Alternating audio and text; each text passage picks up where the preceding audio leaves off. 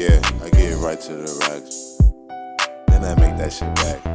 Run up on me, get shot in the back. It's Jerry TV in the building. If you're here, Scott man, back another live here today, pops. We have the one and only TEARITOFF. You ever heard of him? Never heard of him. TEARITOFF versus everyone. San Francisco's biggest threat. Wow. You ever been to San Francisco? Never been in San Francisco. Been in California twice. Okay, so San Francisco is like almost like the Golden Gate Bridge, I think it's called. We know that with we got the Niners up there. We got the Golden State Warriors. We got the Giants. I've heard that San Francisco is now the have and have-nots. People with a lot of money. People with no money. Jerry TV, if you ever subscribe to the channel, give them the rundown real quick, pops. First time tuning in, subscribe to the channel, request a content, and we react. This is a beautiful channel because we basically are very... You can reach out to us on Discord. On Discord. Join the community. Jamie TV on Instagram. Pops Reacts. Go check out our catalog. We cover stuff from all over the world. I think we should hop right to it. Yeah, let's do it. Then we'll talk. Welcome back to another episode of Swamp Stories. For this episode, we cover an insane story that the world needs to know about. But before we get into it, make sure to leave a like and subscribe if you're new. You can also follow the Instagram page as well. So let's get into it. In order to really explain this video, it's going to require a lot of background information. So if you like geography, sociology, or history, you're in for a good time today. And with that being said, let's head all the way back to 80 years ago. The 1940s. By this time, San Francisco was already pretty much built to capacity. With 630,000 residents and 7 square miles, this made San Francisco the second most densely populated city in America. Damn. However, in 1942, a large influx of people had to find somewhere to live. And by now, most people know it was bigger than New York at the time? Those on the comments probably, right? No, because New York had all the Italians coming in. New York is crazy. You had all the Italian, all the Irish. Coming in from the border. Coming in from the border, in the water. But for those who don't, in 1942, San Francisco opened the second largest Navy shipyard on the West Coast. And at this time, the city was already wealthier than most of America. So most of the locals were not going to work on the shipyard. Instead, thousands of desperate workers from Louisiana gladly moved out to San Francisco. And the first group of residents were able to purchase homes in the city's bottom right corner, known as Hunters Point. And by law, this was one of the only imagine like your family member bought a crib in the 40s for like $30,000 and you still own it today. Yeah, and that's called generational wealth, and that's important that you kids, you know, stop spending your money on a Mary Jeans and True Religion designer, Jikin Zawana, and the marijuana. You know what I mean? Go tell your mama. So we get when behind I see you, I'ma holler and tell your mama so I can get behind her. And I pull up in my Honda. Record. Then we have a little girl and we name her Rhonda. And then we dye her hair and make her a blonde. Neighborhoods where they were allowed to buy homes. So once these homes filled up, the city had a crisis and needed to provide housing. And in response, the federal housing department turned parkland into thousands of public housing units. First came the Sunnydale project, located in the Visitation Valley neighborhood. This became endless rows of identical apartments that go all the way up the hill. Then came Hunters Point, which became flooded with over a dozen public housing complexes. It's so interesting, right? Because isn't San Francisco like on a hill? We see always like on a hill. Very hilly, mountainous region. Then came Hunters Point, which became flooded with over a dozen public housing complexes. And over the 1940s and 50s, the city's dynamics started to change. Listen to this. In 1940, San Francisco was 95% white, which is actually kind of misleading because at the time, Asian fell under the white category, and so did Hispanic, oddly enough. But the point is that San Francisco was 0.8% African American. Less than 1%. That was a grand total of 4,800 people. Well, by the end of the 1960s, that number jumped to 96,000, which put them at 14% of the population. And throughout this time period, San Francisco had a 100% employment rate and had virtually zero crime of any sort. In fact, many would have considered it America's safest city. But the start of the 1970s is where everything fell apart. And it all began when the city's two biggest housing projects became bitter rivals. Sunnydale versus Hunters Point. The madness has never stopped since. This is the real deal, but before we get into it, let me run the intro. Subscribe to Subscribe to Javen TV. Okay. Subscribe to Javen TV. Subscribe to Javen TV. Subscribe to Javen TV. 1, 2, 3. Subscribe.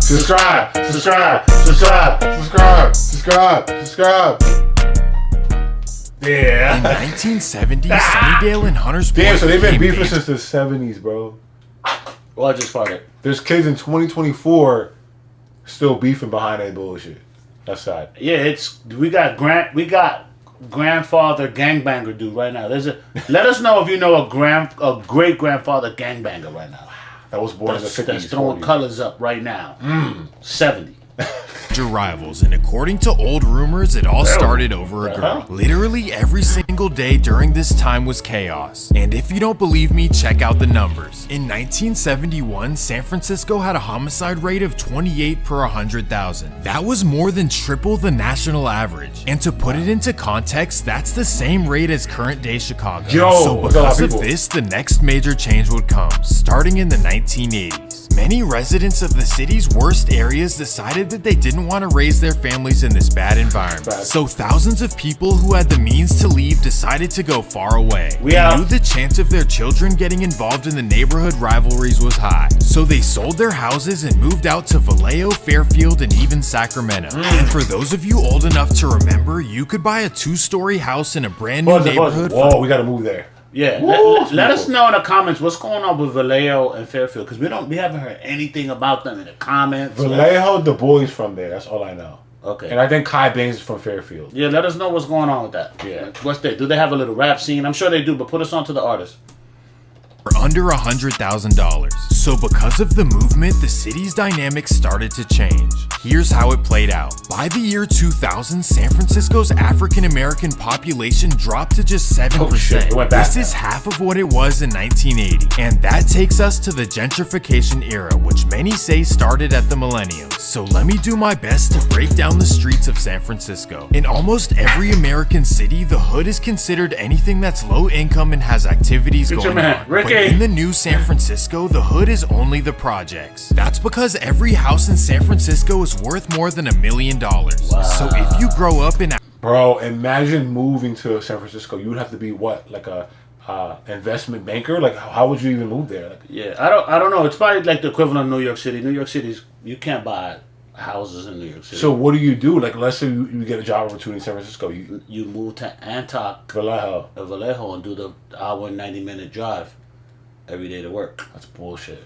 I hope one of your kids go to the NFL. A house or a market rate apartment, chances are your parents make a lot of money. There are software engineers at Google that live directly across the street from the projects. So on one side of the street, you have people making $500K a year. And on the other side, you have families that earn less than the national poverty line. The wealth gap is insane in San Francisco, so it makes for an extremely unique dynamic. There's really two San Franciscos, the projects and the houses. And for the most part, these communities do not interact. So overall, violent crime in the city is lower than most American cities.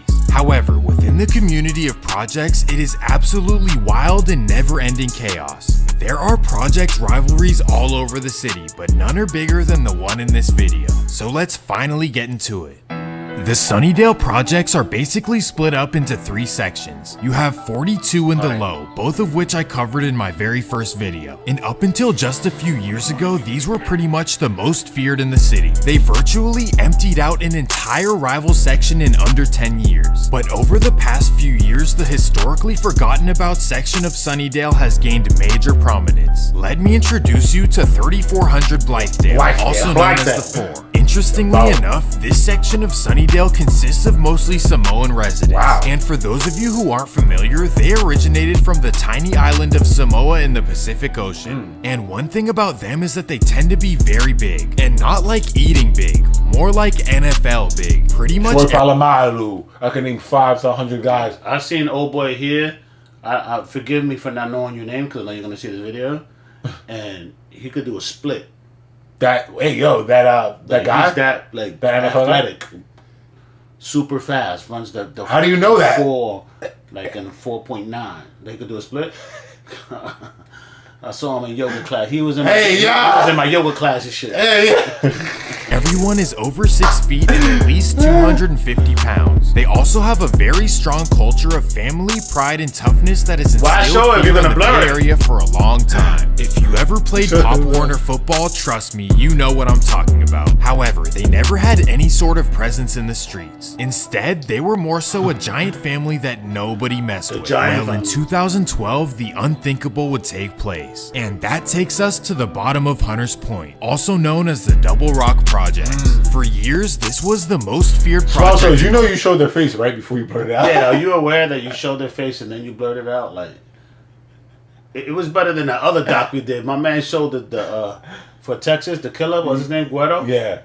10K Guido? Yeah. He showed the same clip for like, we did like a 30-minute reaction. He showed the same clip, yo. The guy I fell asleep dreaming about the same clip. He's like, whole city. You had to enter through a gate and it was only one way in and one way out. So if you made the wrong move, it was probably over for you. In fact, delivery drivers and even SFPD refused to enter the gate. Yeah, in the hood, there's a lot of the Chinese spots. They don't even. It's only takeout. There's no delivery because they're gonna get robbed or they're gonna. In the hood, they come, but they be outside the building. Like when they come in the Bronx, they don't come knock on your door. You gotta come down and get that shit. Nah, word. It might have changed now because you got Uber Eats and all that. So a lot of the people like Uber eating in their neighborhood. Oh, that's smart. Like delivering in their neighborhood. But yeah, I remember in the hood because I remember they hit a Chinese restaurant delivery guy with a golf club in the head and killed him. It was messed up. Oh, it was some dumb shit. He went to jail. Right. He was just delivering food. It was just stupid. Wow. And died. He died too. Ed Double Rock always had a good relationship with the Samoans and tensions were never built. But after a silly argument, all that would fall apart. July 20th, 2012. A man named Henry Taulolo gets into an argument with his friend named Demarie Young, also known as D3. And for whatever reason, the situation elevates and D3 takes it to a whole new level.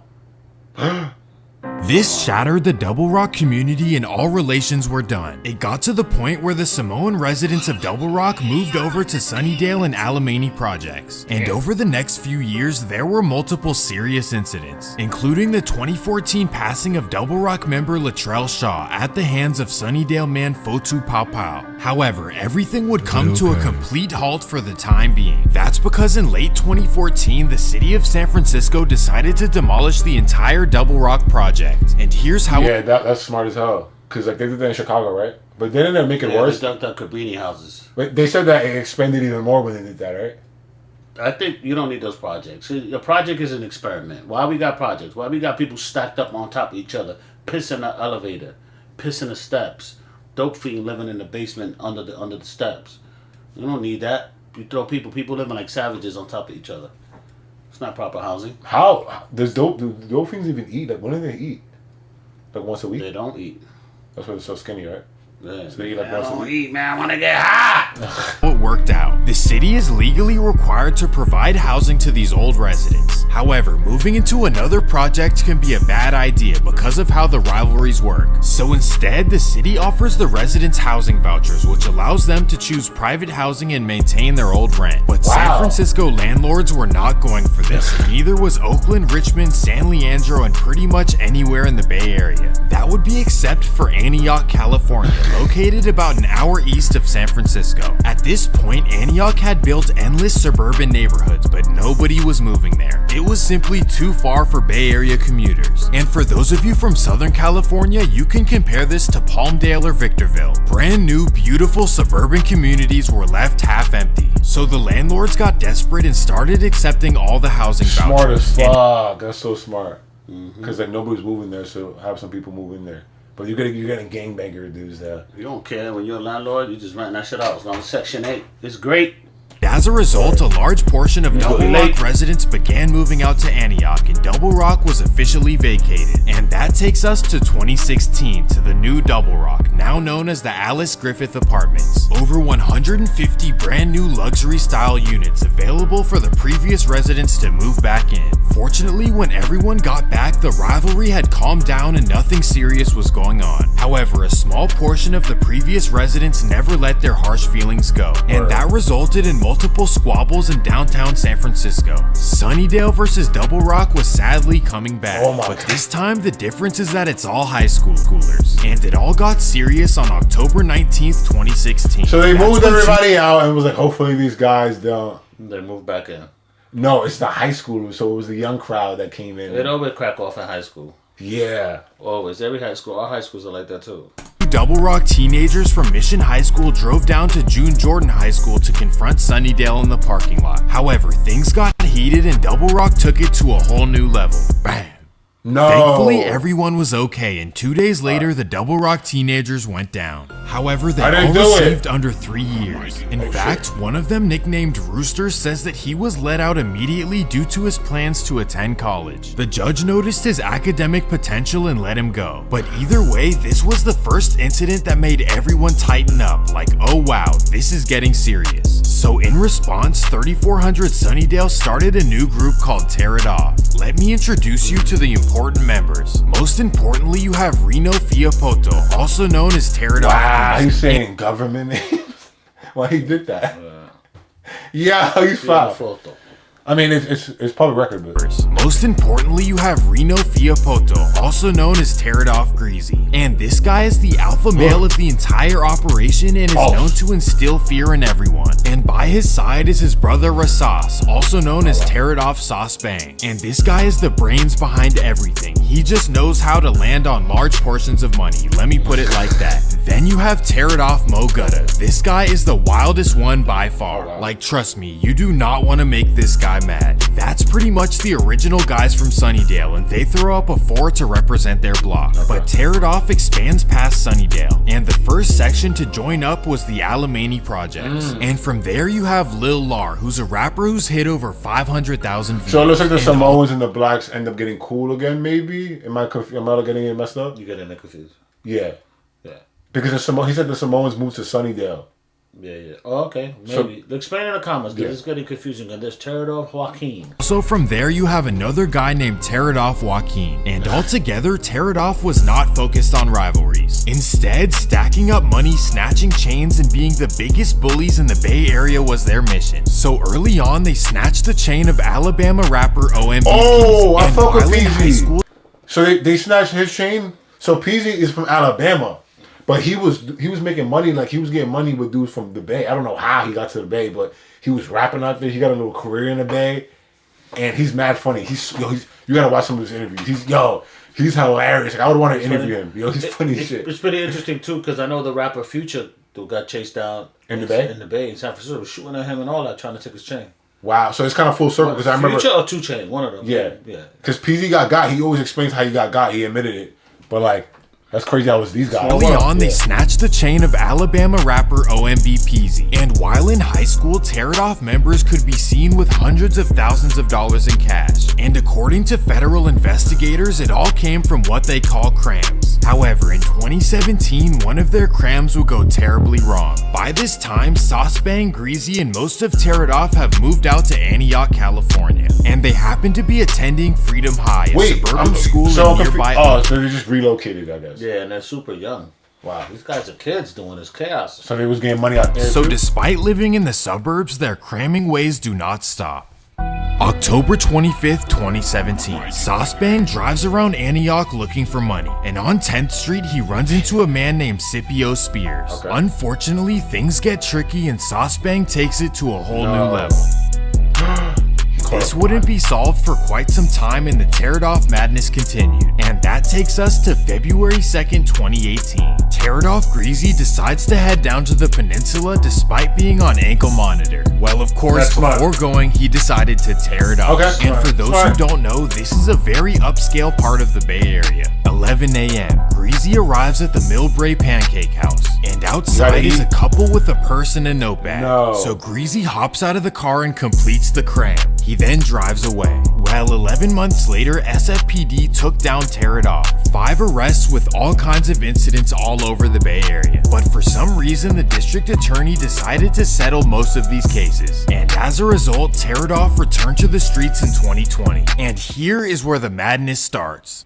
In early 2020, social media tension started to rise between TEARITOFF and Double Rock. And Double Rock was the first to kick everything off. April 28th, 2020. TEARITOFF Greasy's youngest brother Reno Jr., also known as BR, is driving from Oakland to San Francisco. Driving with him is TEARITOFF Mo Gutta. Well, little do they know, a car full of Double Rock teenagers has been following them across the bridge. So right as they pass Treasure Island, the cars end up side by side.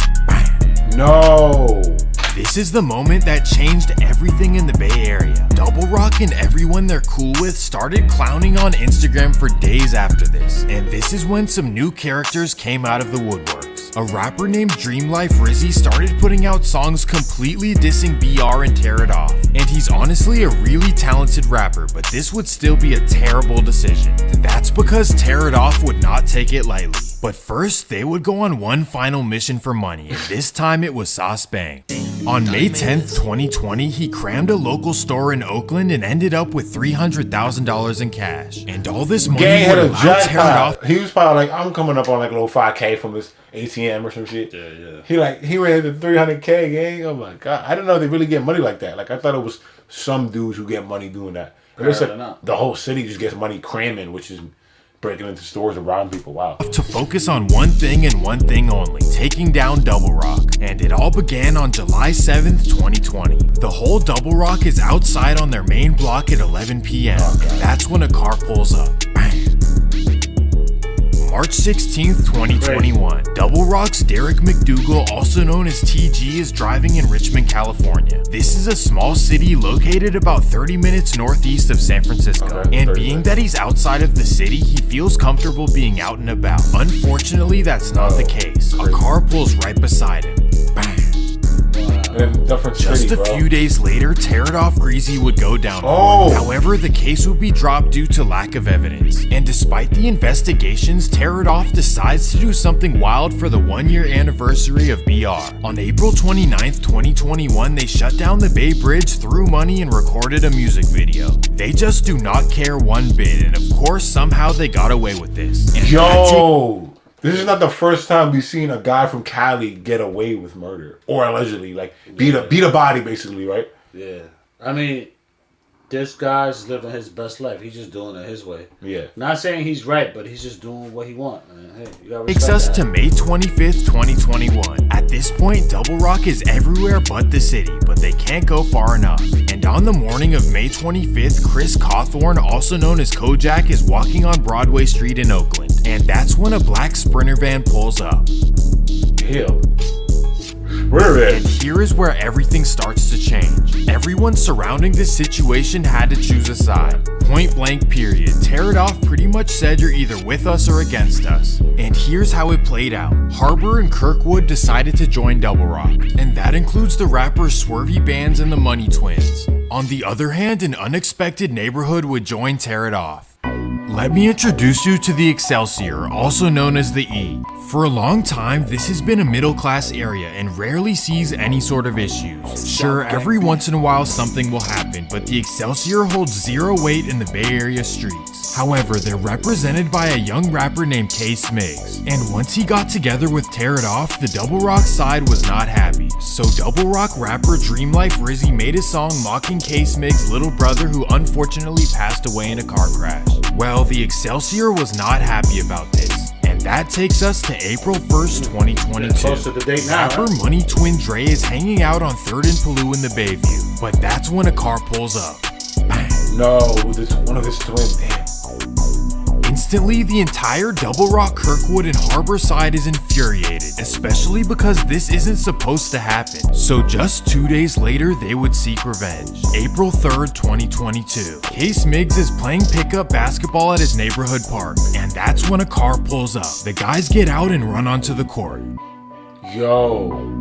This incident went viral on No Jumper and saddened many in the community. Case Miggs was a talented rapper and was starting to make some noise. And some of you may be wondering how I know all about this. Well, both sides tell all of this in their music and on their Instagram stories. So if you're curious, go check out TEARITOFF, Breezy, and Dream Life Rizzy's music. But hopefully this is the end of the madness, especially because the Sunnydale projects are on their last days, literally. By the end of 2023, the entire Sunnydale will be demolished and rebuilt into luxury style condos. Wow. And so will Potrero Hill and various other projects. And that leaves me with one final message. All of this for what? None of this will matter once these areas are no longer the hood and everyone is living in Antioch. Exactly, that's crazy. So what's up with Greasy? Is he out right now?